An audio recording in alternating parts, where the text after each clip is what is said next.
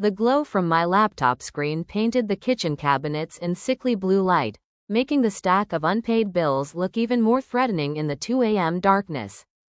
My fingers hovered over the keyboard, trembling from 3 sleepless nights of monitoring Valencia's fever and dodging the landlord's calls. The apartment was silent except for the occasional cough from my daughter's room, wet and rattling, the kind that made my chest tighten with fear I couldn't afford to feel.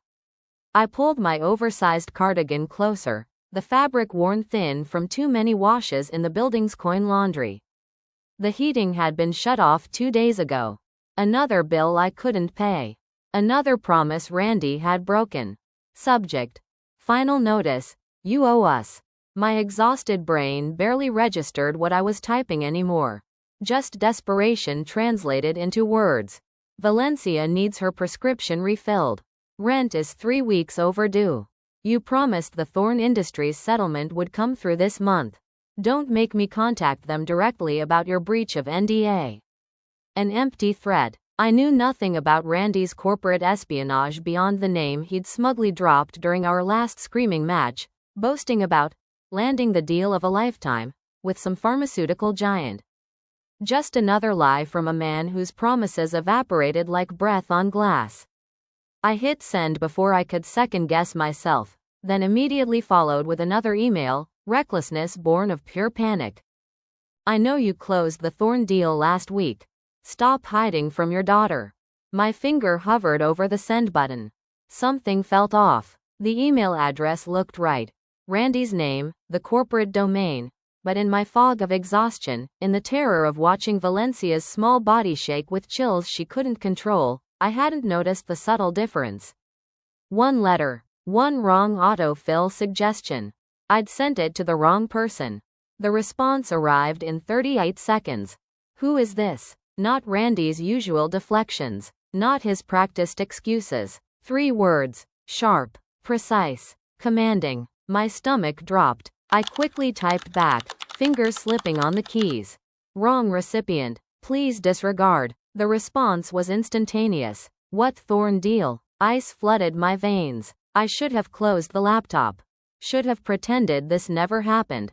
But Valencia coughed again from her bedroom, that terrible, wet sound, and my judgment dissolved under the weight of mounting medical bills and a mother's desperation.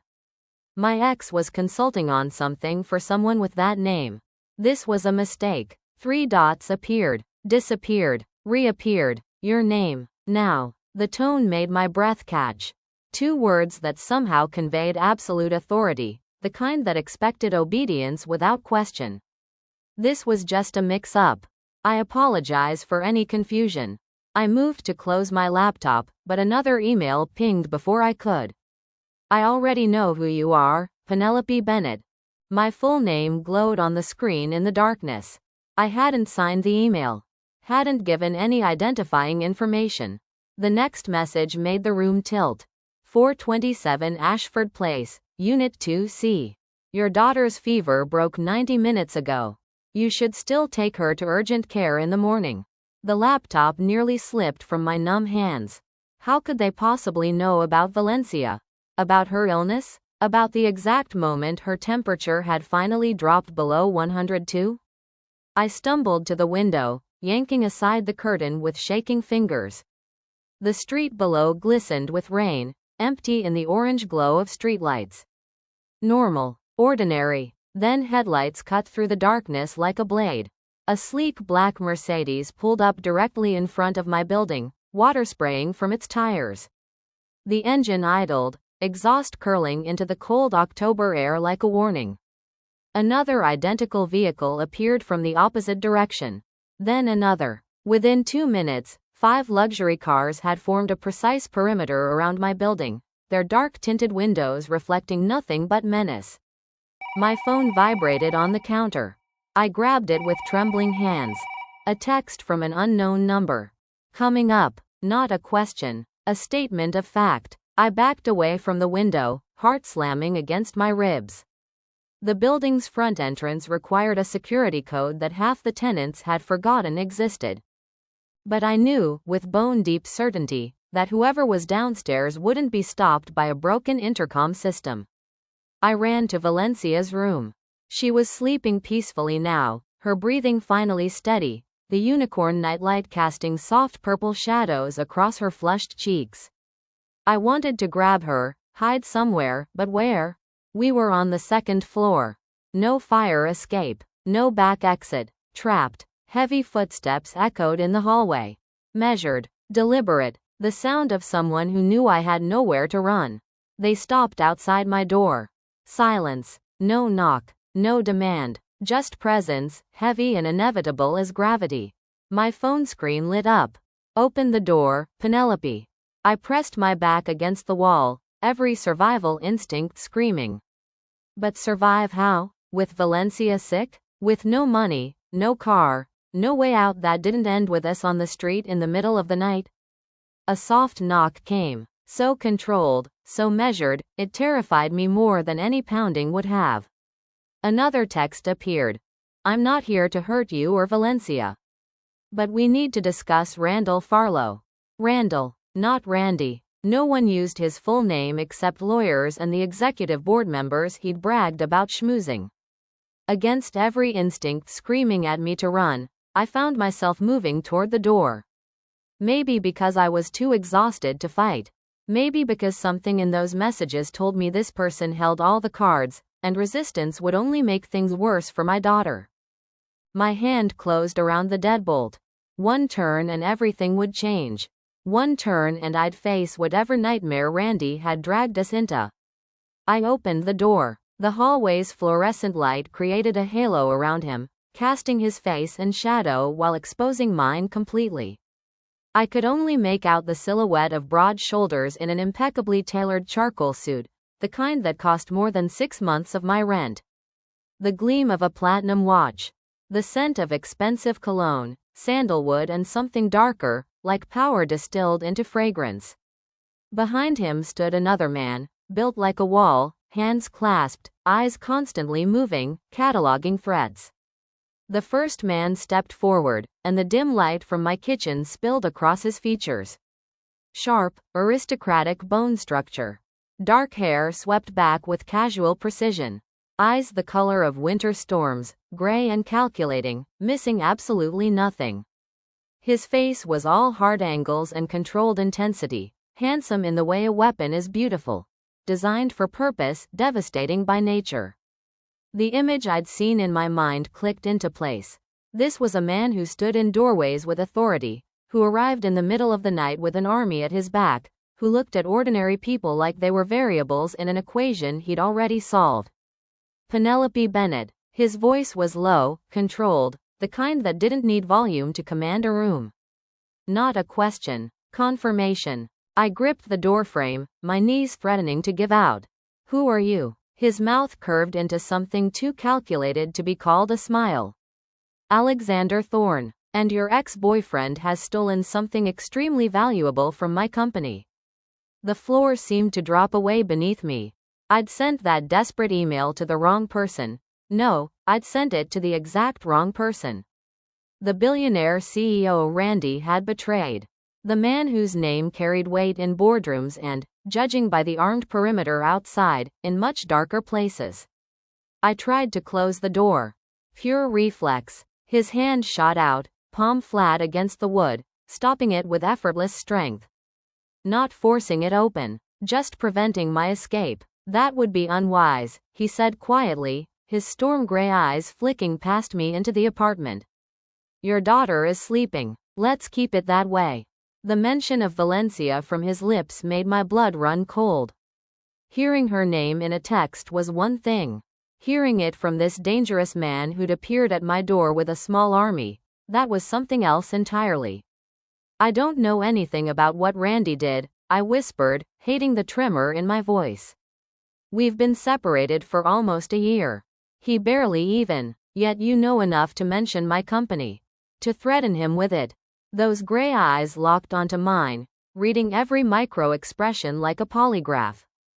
To reference an NDA breach. It was just a name he dropped.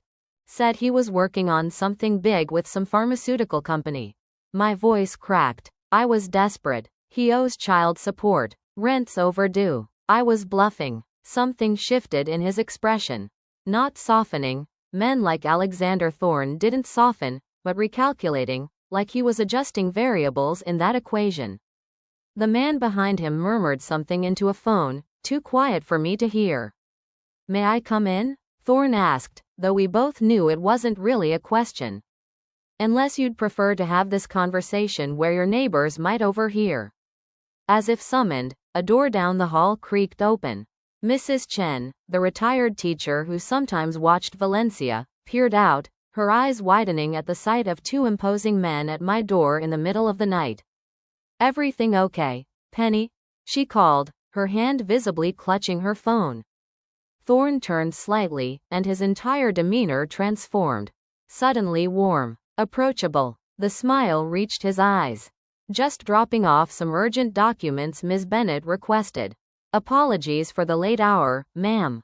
Work emergency." Mrs. Chen hesitated, looking between us. I forced a smile that felt like broken glass cutting my face.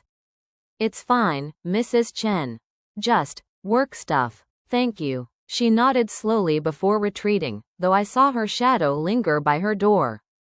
"Documents," I said flatly when we were alone. "Is that what you call this?" "Would you prefer," I said, "your ex stole $900 million in proprietary research and now I'm here to collect." His voice remained low, dangerous. "May I come in? I promise you in Valencia will be safer if you cooperate." The threat was wrapped in silk, but unmistakable. I stepped back, and he moved into my small apartment. Suddenly the space felt suffocating, the air charged with a tension I didn't understand. His presence seemed to consume all available oxygen. The bodyguard remained outside, positioning himself like a sentinel. "Vincent will ensure we're not disturbed," Thorne explained, noting my glance. His gaze swept over my living room, the sagging couch held together with duct tape, the mountain of medical bills on the coffee table, Valencia's toys scattered across the worn carpet, with an unreadable expression. "Tell me what Randy took," I said, wrapping my arms around myself, trying to reclaim some shred of control. "And why you think I'd know anything about it." Thorne unbuttoned his suit jacket, a casual gesture that made me hyper-aware of the gun I was certain he carried, and met my eyes with unsettling directness. "Randall Farlow didn't just steal money from me, Penelope. He stole pharmaceutical research worth $900 million. Clinical trial data that could revolutionize cancer treatment, or kill thousands if it falls into the wrong hands." He paused, letting that sink in. "And the people who want it think you have it. They're already watching this building." In that moment, I understood. My desperate email hadn't just reached the wrong person. It had painted a target on my back. On Valencia's back. And the man standing in my apartment, with his storm gray eyes and his army of black Mercedes, wasn't here to help me. He was here to use me as bait. Stories like this don't come around every day. Subscribe now because the next one might be the story that changes how you see everything, and I'd hate for you to miss it. The overhead light flickered once, twice, then died completely. The entire building plunged into darkness. "Power grid," Vincent's voice came from the hallway, calm and matter-of-fact. "They've cut the electrical main." I felt rather than saw Thorne move closer to me in the darkness, his presence suddenly protective rather than threatening. "How many?" he asked, his voice barely above a whisper. 4 vehicles. Maybe 12 men. They're moving up through the stairwells now."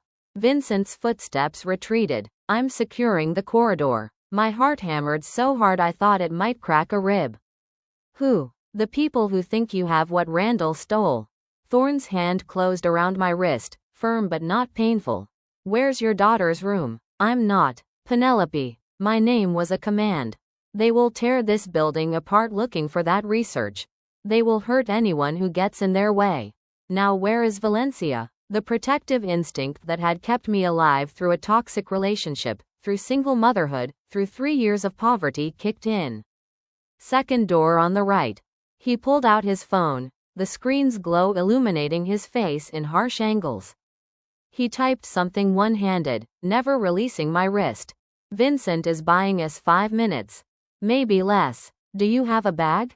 "A bag? I don't." For Valencia. Medicine, clothes, anything she can't live without. You have 90 seconds. I stumbled toward Valencia's room in the darkness, muscle memory guiding me past the coffee table, around the pile of laundry I'd been too exhausted to fold. Thorne followed, his phone light cutting through the blackness like a blade. Valencia was sitting up in bed, clutching her stuffed rabbit, eyes wide with fear. Mommy? Hey, baby. I forced my voice to stay calm, steady, even as my hands shook. We're going on an adventure. A surprise trip. But we have to be very quiet, okay? Why are the lights off? Just a game, sweetheart. I yanked her emergency bag from the closet, the one I'd packed months ago when I thought Randy might try to take her, when paranoia had felt like preparation. I grabbed her inhaler, her antibiotics, her favorite pajamas. Can you be quiet as a mouse for mommy? She nodded, still clutching the rabbit. Thorne appeared in the doorway, his phone pressed to his ear. Roof access in 3 minutes. Bring the car around to the north side. He ended the call and looked at me. Time's up. She can't walk down 4 flights of stairs in the dark. I'll carry her. He stepped forward, and Valencia shrank back against me. He stopped, then slowly knelt, bringing himself to her eye level. When he spoke, his voice had lost its edge, becoming almost gentle. Hi, Valencia. My name is Alexander. Your mom and I work together, and we need to go somewhere safe right now. Would it be okay if I carried you? Valencia looked at me. I nodded, not trusting my voice. Okay, she whispered. Thorne scooped her up with practiced ease, settling her against his chest. She wrapped her small arms around his neck, the rabbit squished between them. Hold on tight, okay? We're going to move fast. Gunshots echoed from somewhere below us. Not the sharp crack from movies, but deeper, heavier. Valencia whimpered. Shish, sweetheart, I whispered, grabbing the bag and following Thorne into the hallway. It's just fireworks. Vincent materialized from the stairwell, his suit jacket open now, revealing the weapon holstered at his side. They're on the first floor. We need to go up. Up, I hissed. We're already on the second floor. Roof access. Helicopter. Thorne was already moving toward the opposite stairwell, the one most tenants forgot existed. Vincent, rear guard. We climbed in near total darkness, my hand trailing along the wall for balance. Behind us, I could hear shouts, heavy footsteps, doors being kicked open. Mrs. Chen screamed. The sound cut off abruptly. Keep moving, Vincent urged from behind me, his voice still eerily calm.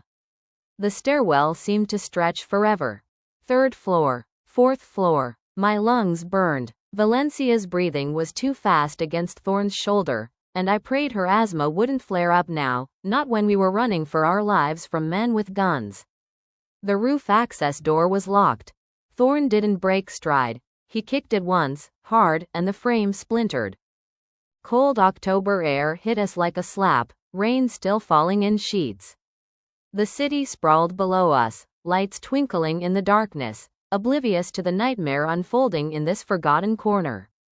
I heard it before I saw it, the rhythmic thump of helicopter blades cutting through the rain. Lights appeared in the sky, growing rapidly closer. You're insane, I breathed. You can't just, I can. Thorne shifted Valencia in his arms as the helicopter descended toward the roof, wind whipping around us. And I will. Because right now, those men breaking into your neighbors' apartments are looking for you. And when they don't find what they want, they'll start hurting people until someone tells them where you went. The helicopter touched down, its skids barely settling on the roof. The side door slid open, revealing a man in tactical gear who immediately jumped out and took up a defensive position. Thorne had to shout over the rotor wash. This is your choice, Penelope. Come with me, where I can protect you in Valencia. Or stay here and hope those men believe you when you say you don't have what they're looking for. I looked back at the roof access door. More shouts echoed from the stairwell, closer now. I thought of Mrs. Chen, of the other families in the building, of Valencia's small body trembling in Thorne's arms. It wasn't really a choice at all. Okay, I shouted back. Okay. He nodded once, then climbed into the helicopter, still cradling Valencia like she was made of glass. I scrambled in after him, Vincent right behind me.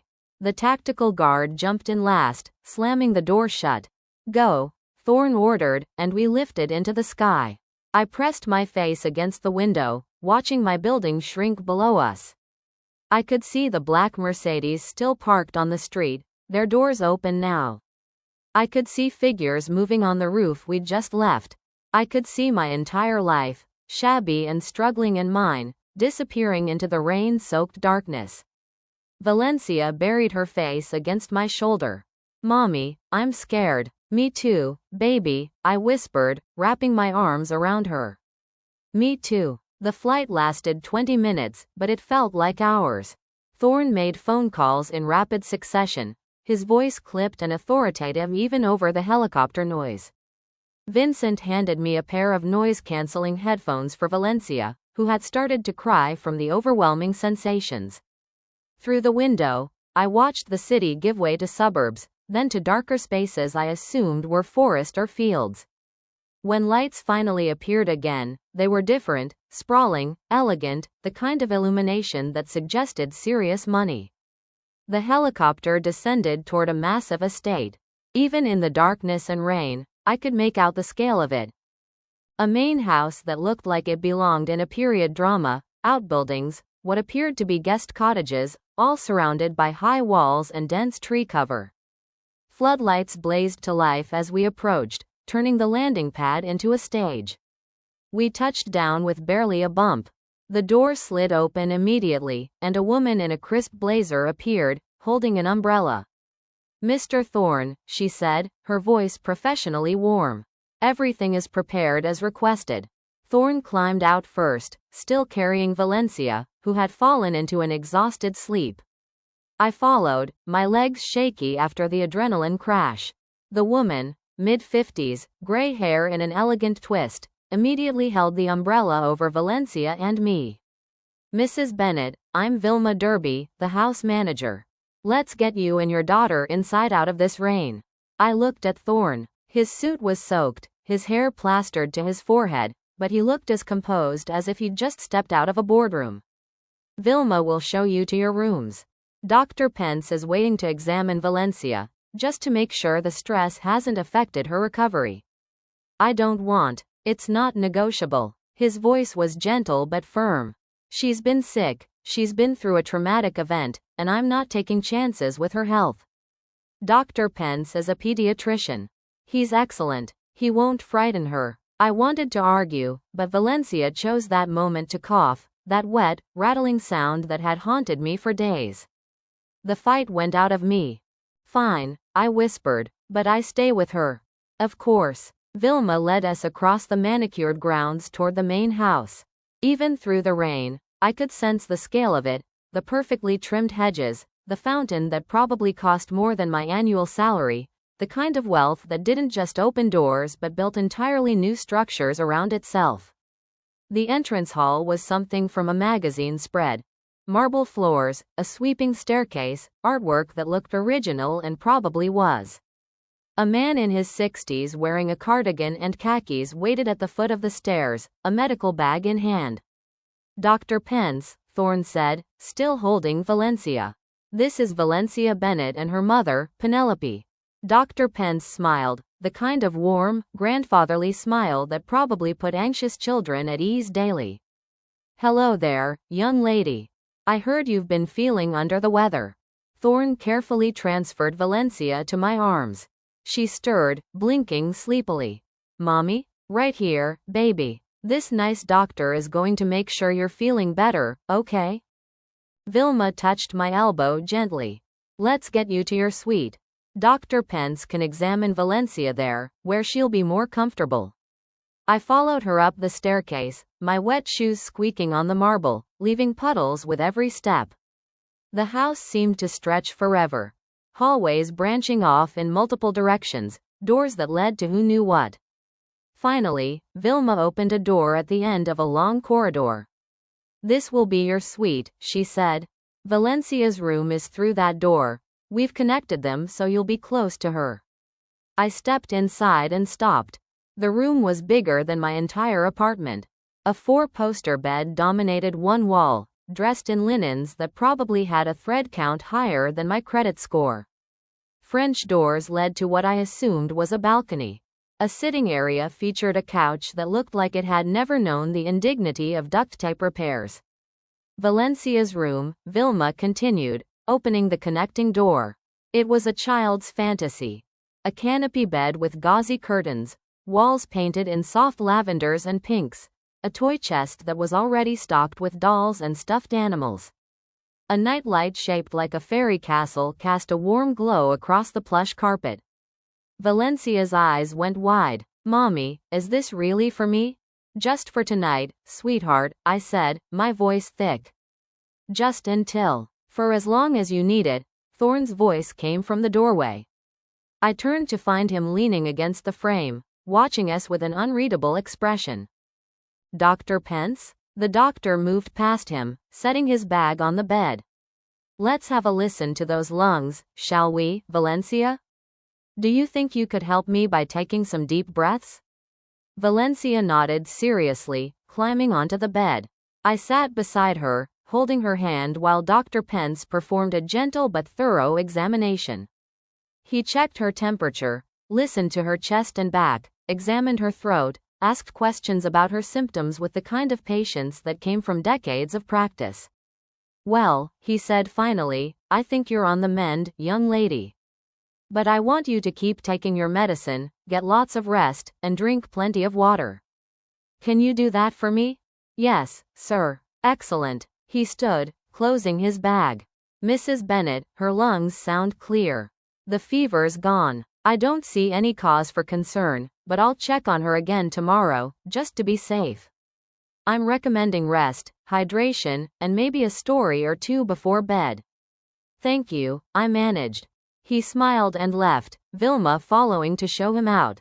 Which left me alone in a fantasy bedroom with Valencia and Alexander Thorne, the man who'd turned my life inside out in the space of an hour. "I've had clothes brought up for both of you," Thorne said, nodding toward the closet. "They should fit reasonably well. There's a bathroom through there, fully stocked. Vilma will bring up some food shortly. Valencia should eat something if she can." "You've thought of everything," I said, not bothering to hide the edge in my voice. "That's what I do." He pushed off from the doorframe. "I'll give you time to settle in. We'll talk in the morning about what happens next." "What happens next?" I stood, careful not to disturb Valencia, who was already exploring the toy chest with drowsy interest. "You can't just kidnap us and—" "I didn't kidnap you. I rescued you." His eyes hardened. "Those men who broke into your building. They won't stop looking. They'll check hospitals, shelters, your friends' houses. Anywhere you might run. The only reason you and Valencia are safe right now is because you're here, behind walls they can't breach, with security they can't bypass." "Safe," I repeated, "in a gilded cage. If that's how you want to see it." He moved toward the door, then paused. "The doors aren't locked, Penelope. You're not a prisoner. But if you walk out of here, I can't protect you. And the men looking for you won't care that you don't actually have what they want. They'll hurt you until they believe you. And they'll hurt Valencia to make you talk faster." The words hit me like a physical blow. I looked at my daughter, now curled up on the canopy bed with a stuffed unicorn, her eyes already drooping with exhaustion. "Why are you helping us?" I asked quietly. "Why do any of this?" Thorne was silent for a long moment. When he spoke, his voice was different, less controlled, more human. "Because Randall Farlow worked for me. Which means what happened to you is partially my responsibility. And because," he paused, "because I know what it's like to be collateral damage in someone else's war." He left before I could respond, closing the door softly behind him. I stood in the middle of that perfect, expensive room, holding the emergency bag I'd packed in 90 seconds of pure terror, and tried to understand how my life had gone from drowning in bills to drowning in luxury that felt more like a trap. Valencia patted the bed beside her. "Mommy, come lie down. I'm sleepy." I kicked off my wet shoes and climbed onto the bed beside her, pulling her close. She smelled like rain and fear and the antibiotics that were finally working. "Mommy," she murmured against my shoulder. "Is that man going to hurt us?" I thought about Thorne's face when he'd knelt to talk to Valencia, making himself small and non-threatening.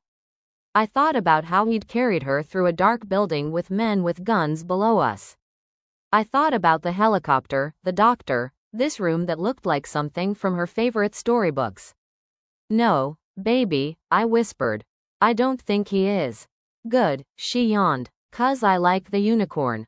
She was asleep in seconds, her breathing deep and steady, finally peaceful. I lay there in the darkness, listening to the rain against the windows, trying to convince myself I'd made the right choice. Through the connecting door, I could see into my own room, the enormous bed, the expensive furniture, the trappings of a life so far removed from mine it might as well have been on another planet. This wasn't a rescue. This was a transaction. Thorne had said it himself. Randy had stolen something worth $900 million, and the people who wanted it thought I had it. Which meant Thorne thought I might have it too. Or that Randy might contact me to get it back. Either way, I was useful. Valencia and I were bait in a trap I didn't understand, players in a game where the rules were written in blood and corporate espionage. I carefully extracted myself from Valencia's grip and walked to the window. The ground sprawled below, floodlit and pristine. I could see the perimeter wall in the distance, tall and imposing. I could see figures moving, security, I assumed. Vincent and others like him, armed and vigilant. Protecting us. Or preventing our escape. Maybe both. My phone vibrated in my pocket. I'd forgotten I still had it. The screen showed a text from an unknown number, and my heart stopped. "You think you're safe. You're not. Tell Thorne I want my property back, or his pretty little house burns with you in it. You have 48 hours. Randy." Somehow, he already knew where I was. My hands started shaking so badly I nearly dropped the phone. I should tell Thorne. Should run downstairs right now and show him the message. But something held me back. The knowledge that the moment I did, whatever illusion of choice I still had would evaporate completely. I was trapped, not by locked doors or armed guards, but by the simple fact that there was nowhere left to run. Randy on one side, Thorne on the other, and me in the middle with a 4-year-old daughter whose only crime was having a father who'd decided corporate espionage was easier than paying child support. I deleted the message and climbed back into bed with Valencia, pulling her close, breathing in the scent of her hair. Whatever came next, whatever game Thorne and Randy were playing, I'd figure out how to survive it. I always did. But as I lay there in the darkness, in a mansion that felt more like a prison despite its luxury, I couldn't shake the feeling that the worst was yet to come. And that when it did, no amount of money or security or helicopter rescues would be enough to save us. I woke to sunlight streaming through windows I didn't recognize and the sound of Valencia's laughter. For a disoriented moment, I thought I was dreaming. My daughter hadn't laughed like that in months. Then memory crashed back. The email, the men with guns, the helicopter, Thorne. I bolted upright, heart racing, and stumbled to the connecting door. Valencia sat at a small table by the window, still in her pajamas, while Vilma set down a tray laden with food. Real food. Fluffy pancakes, fresh fruit, orange juice in an actual glass pitcher. "Mommy," Valencia beamed. "Mrs. Vilma made pancakes shaped like butterflies." Vilma turned, her smile warm and genuine. "Good morning, Mrs. Bennett. I hope you don't mind. Valencia woke early, and I thought you could use the rest. Dr. Pence will be by in an hour for a follow-up examination." I wanted to be angry that someone had entered while I slept, that they'd taken Valencia without asking. But my daughter looked happy and healthy, color in her cheeks for the first time in weeks, and Vilma had the practiced patience of someone who'd spent a lifetime caring for children. "Thank you," I managed, my voice rough with sleep. "I've laid out some clothes in your room," Vilma continued. "Nothing fancy, just comfortable things. Breakfast is waiting for you whenever you're ready." She paused at the door. "Mr. Thorne asked me to tell you he'd like to speak with you at 10 o'clock, if that's convenient." If that's convenient. As if I had any choice. After Vilma left, I sat with Valencia while she devoured pancakes with an appetite I hadn't seen in months. The antibiotics were working. The rest was working. For the first time since Randy had disappeared, leaving us drowning in unpaid bills, my daughter looked like a child instead of a small, sick thing I was desperately trying to keep alive. Dr. Pence arrived exactly when Vilma had promised, his examination thorough but gentle. He declared Valencia on the mend, left another round of antibiotics, and prescribed nothing more strenuous than rest and play. She's a resilient little thing, he said, packing his bag. But she's been running on empty for too long. The next few weeks, she needs good food, adequate sleep, and as little stress as possible. I'll do my best, I said, though I had no idea how to provide any of those things from inside a gilded cage. After he left, I found the clothes Vilma had mentioned, jeans that actually fit, a soft sweater, undergarments still in packaging. Everything exactly my size, which meant Thorne had somehow obtained my measurements overnight. The thought should have creeped me out. Instead, it just reinforced what I already knew. This man had resources I couldn't comprehend and apparently no qualms about using them. At 9:55, there was a soft knock. Vincent stood in the hallway, looking exactly as composed as he had while directing an armed evacuation in the middle of the night. Mr. Thorne is ready for you, Mrs. Bennet. I'll stay with Valencia if that's acceptable. I hesitated, maternal instinct warring with practical necessity. Vincent seemed to understand. Vilma will be here as well. Valencia will be safe. Safe. That word again, deployed like a weapon. I followed him through the labyrinth of hallways to a set of double doors at the rear of the house. He knocked once, then opened them, gesturing me inside. Thorne's office was all dark wood and floor-to-ceiling windows overlooking manicured gardens. He sat behind a massive desk, sunlight turning his dark hair almost blue-black, those storm-gray eyes fixed on a laptop screen. He'd changed into a different suit, charcoal with subtle pinstripes, probably worth more than my car had been before it died. Penelope. He closed the laptop, giving me his full attention. Please, sit. I remained standing. You wanted to speak with me? I wanted to discuss our situation. He gestured to the chair across from him. This will go easier if you sit. I'm fine standing. Something that might have been amusement flickered across his face. Suit yourself. He leaned back, fingers steepled. I've had my security team review the footage from your building last night. The men who broke in were professionals, former military, probably mercenaries. They knew exactly what they were looking for, which is a data drive containing proprietary pharmaceutical research, clinical trial results for a cancer treatment that could be worth billions to the right buyer.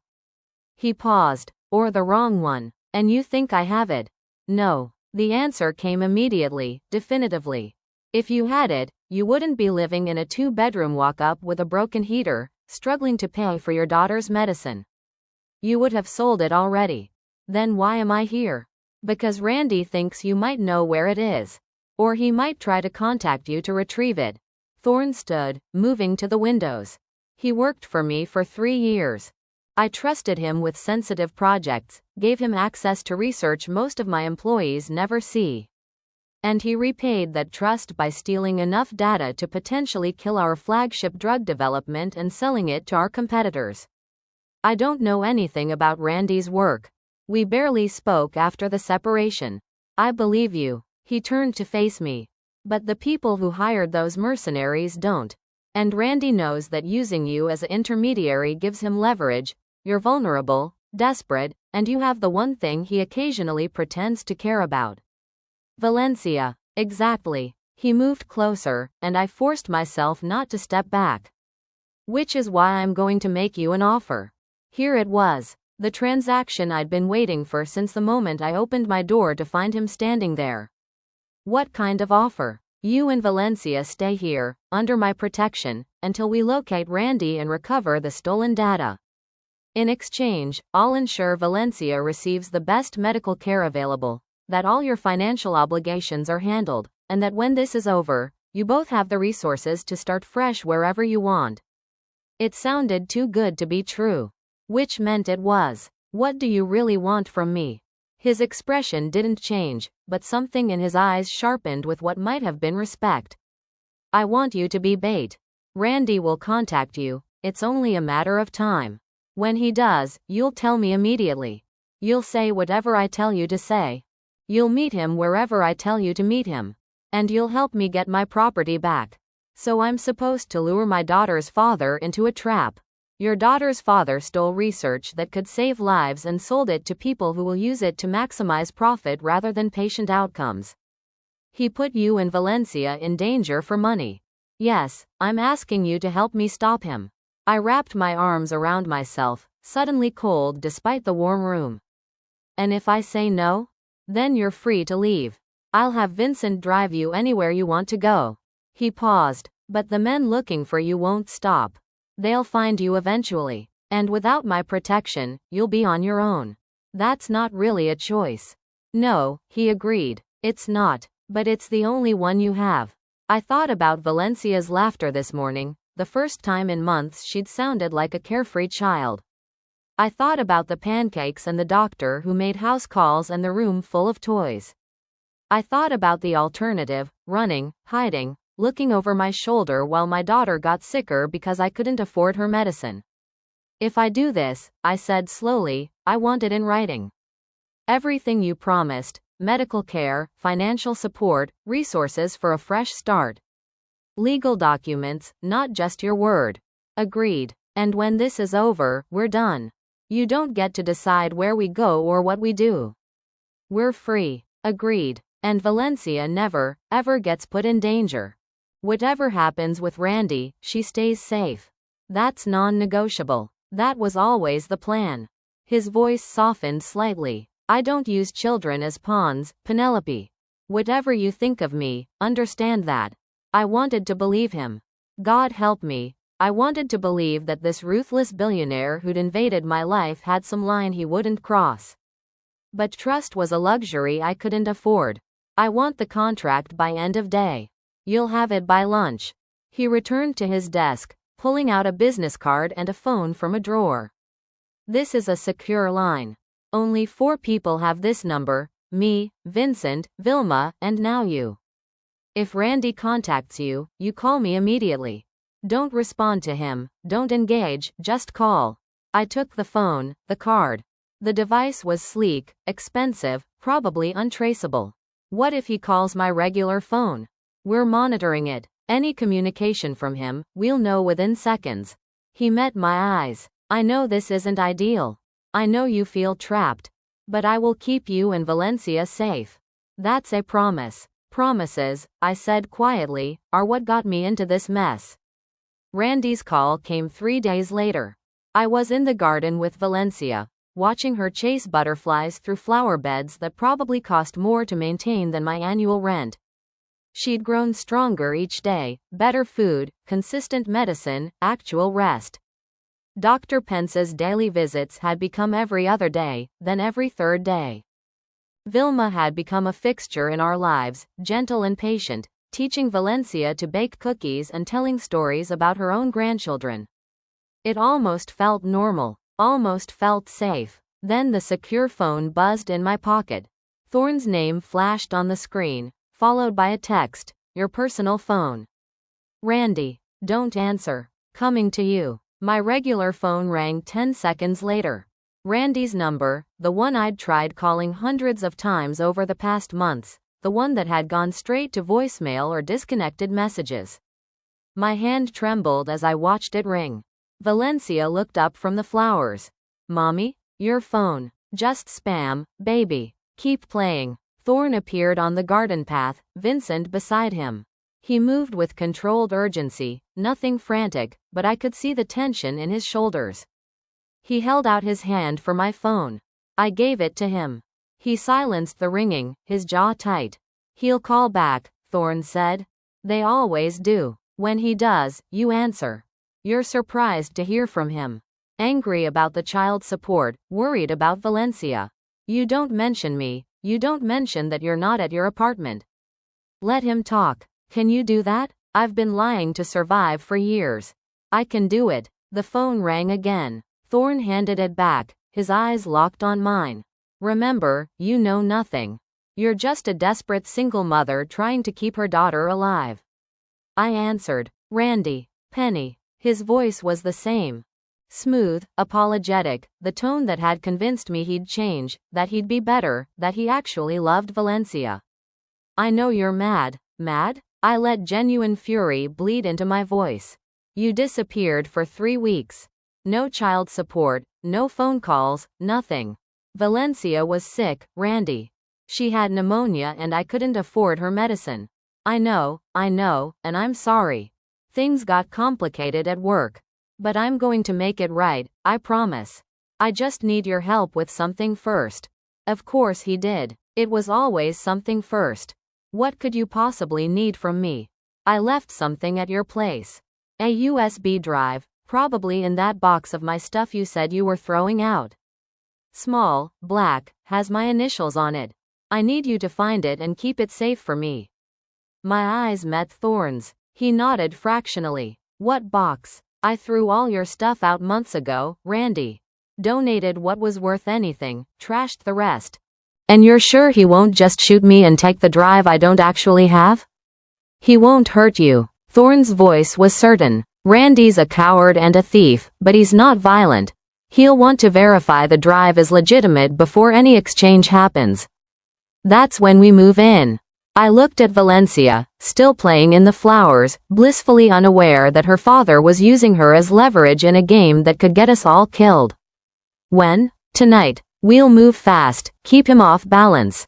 You'll call him in an hour, tell him you found it, arrange to meet at the location I provide.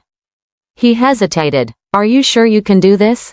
I thought about Randy's voice on the phone, so familiar and so foreign at once. The man who'd promised me forever and delivered abandonment. The man who'd held Valencia when she was born and then disappeared when she needed him most. Yeah, I said, I can do this. The storm rolled in just after sunset, turning the sky black and bruised. Rain lashed against the windows of my room where I sat with Valencia, reading her a story about a princess who saved herself. Appropriate, given the circumstances. Thorn had briefed me for 2 hours on what to say, how to act, where to stand during the meeting. The location was a parking garage downtown, multiple exits, good sight lines, easy for his security to monitor. Randy had agreed immediately when I called, his voice tight with relief. Tomorrow at noon, public but not crowded, perfect for an ambush from either side. Mommy? Valencia looked up from her pillow, the unicorn clutched to her chest. Is Daddy coming to visit? My heart clenched. I'd tried to explain why we were staying at Mr. Alexander's house, had spun a story about our apartment needing repairs, about this being a special vacation.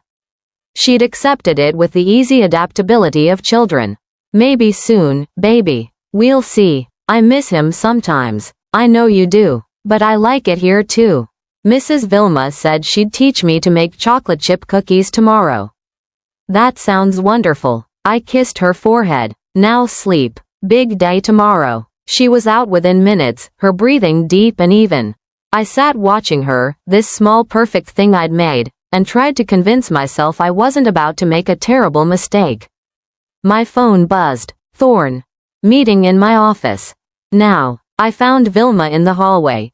She'd been sleeping in the room next to ours since we arrived, always available, always vigilant. Valencia's asleep. I need to speak with Mr. Thorn. I'll keep watch, she promised. Thorn's office was lit only by the glow of multiple computer monitors, creating shadows that made his already hard features look carved from stone. Vincent stood by the windows, speaking quietly into a phone. Maps covered the desk, the parking garage, surrounding streets, exit routes all marked in red. Situations changed, Thorn said without preamble. One of my contacts flagged unusual activity near the garage. The mercenaries who hit your building, they're in the city. They know about tomorrow's meeting. My blood went cold. How? Randy. Vincent ended his call. He's playing both sides. Probably promised them the drive in exchange for protection from us. So it's a trap, I said. We show up, they grab me, torture me until they believe I don't have what they want. No. Thorne's voice was absolute. Because we're not showing up. What? He stood, moving to the windows where lightning flickered in the distance. We let Randy think you're coming. Let the mercenaries set up their ambush. Then we hit them while they're exposed. And Randy will lead us straight to whoever hired him. These mercenaries work for someone, a competitor, foreign government, someone who wants my research badly enough to kill for it. We take out the hired muscle, follow Randy to his handler, and end this completely. Without me, I said slowly, understanding. You don't need me anymore. He turned, and in the monitor-lit darkness, his eyes were unreadable. I never wanted to use you, Penelope. You were leverage because Randy made you leverage. But I won't risk you or Valencia in what's coming. Vincent will take you both to a secure location tomorrow before the operation begins. You'll stay there until it's finished. How long? However long it takes. Could be days. Could be weeks. And then you're free. The contract I signed says I provide security and resources for a fresh start. That stands. New identities if you want them, financial support, whatever you need. But the connection between us ends. It was what I'd demanded. Freedom, safety, a clean break. So why did it feel like another cage? Before I could respond, alarms screamed throughout the house. Red lights flashed in the hallway. Vincent was already moving, weapon drawn. What? I started. They're not waiting, Thorne said, his voice deadly calm. He pulled a gun from his desk drawer. They're hitting us now. The storm outside intensified as if on cue, thunder cracking loud enough to shake the windows. Through the darkness, I could see lights approaching the gates, multiple vehicles, moving fast. Get to Valencia, Thorne ordered. Vincent will secure you both in the safe room. Now. I ran. The hallway was chaos. Security personnel moving in coordinated patterns, Vilma already at Valencia's door, the little girl awake and crying in her arms. Mommy, I've got her. Vilma's voice was steady despite the alarms. Safe room, this way. We followed her through corridors I hadn't known existed, downstairs that descended into what appeared to be a basement level. Heavy metal doors, reinforced walls. Vincent brought up the rear, speaking rapidly into his phone. 6 vehicles, at least 20 hostiles. They breached the perimeter on the north side. Second team approaching from the south. It's coordinated. The safe room was exactly what it sounded like. Concrete walls, multiple monitors showing security feeds, supplies enough to last weeks. Vilma settled Valencia on a couch, wrapping her in blankets, murmuring soothing nonsense. On the monitors, I could see the attack unfolding. Men in tactical gear pouring through the gates. Thorne's security engaging them. Muzzle flashes in the rain. And through it all, thunder rolling across the sky like artillery. They're looking for you, Vincent said quietly. This is about the drive, about leverage. They think forcing Thorne to trade you for the research is easier than actually finding it. So I should just give myself up? Absolutely not. Thorne's voice came through the intercom. Nobody's trading anybody. We're holding position. Vincent, status? Safe room secured. All principals protected. Good. Settle in. This might take a while.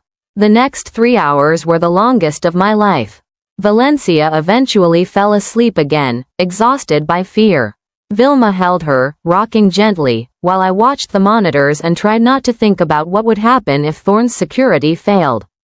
But they didn't fail. Slowly, methodically, they pushed the attackers back. Superior training, better positioning, intimate knowledge of the grounds. By 2 a.m., the last hostile vehicle was retreating, leaving bodies and chaos behind. Thorne appeared on the monitor feed, his suit ruined, blood on his face from a cut above his eyebrow, but alive. Victorious. All clear, Vincent said, holstering his weapon. It's over. But it wasn't over. Not yet. I found Thorne in his office at dawn, still in his ruined suit, studying photos on his computer. He looked up when I entered, and something in his expression had changed. We have Randy, he said. One of the attackers gave up his location in exchange for medical attention. He's at a warehouse in the industrial district, probably packing to run. So you'll go get him. Get your research back. End this. Yes. He stood. But I wanted to tell you first. You have a choice to make. What choice? Randy's Valencia's father. Whatever he's done, she has a right to know him. To have him in her life if you think that's what's best. He moved closer. I can make him disappear. Arrested, prosecuted, imprisoned for corporate espionage. Or I can make him pay restitution and walk away. Your call. I thought about Randy's voice on the phone, promising to make things right. I thought about Valencia asking if Daddy was coming to visit. I thought about every broken promise, every missed payment, every time he'd chosen himself over his daughter. She deserves better than a father who uses her as a bargaining chip, I said quietly. Do what you need to do. He nodded. One more thing. The contract. We should discuss next steps. Where you want to go, what resources you need. I don't know yet. The words came out before I could stop them. I don't know what I want. Then stay, he said simply. Until you figure it out. The offer stands, this place, security, stability for Valencia. Not as bait, not as leverage, just, because. Why would you do that? He was quiet for a long moment. Because I've spent 10 years building an empire and I can't remember the last time I heard a child laugh in my house. Because watching you fight for Valencia reminded me what actually matters. Because. He stopped, seeming to reconsider. Because maybe we both deserve a chance to start over. I looked at this man who'd turned my life inside out, who'd terrified me and protected me in equal measure. This ruthless CEO who'd knelt to make himself less frightening to a 4-year-old girl. This billionaire who kept his promises even when it wasn't convenient. Okay, I heard myself say. We'll stay. For now. For now, he agreed, and something that might have been a smile touched his lips. 3 months later, I stood in the garden watching Valencia chase butterflies while Dr. Pence looked on indulgently. She'd gained weight, grown taller, bloomed into the healthy, happy child she was always meant to be. Randy was serving 5 years for corporate espionage, the stolen research recovered and secured. The mercenaries were scattered, their network dismantled. We were safe. Actually safe, not hiding or running or waiting for the next crisis. Thorne appeared on the path, having shed his suit jacket somewhere, his tie loosened. He'd been doing that more lately.